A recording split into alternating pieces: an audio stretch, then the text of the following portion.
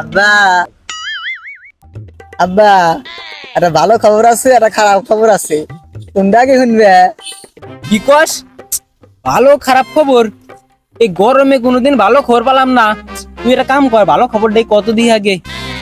আব্বা, মার তো সাপে কামড় দিছে। হ্যাঁ, কি কস? এত দিন পর মনে আছে পুরো নিছে। তুই একটা কাম কর, ওই যে আমার এটিএম কার্ড আছে, তোর বন্ধু বান্ধবের আজকে পার্টি দে। হ্যাঁ, পার্টি দে, সব খরচ আমার আজকে। যা এটিএম কার্ড নিয়ে যা।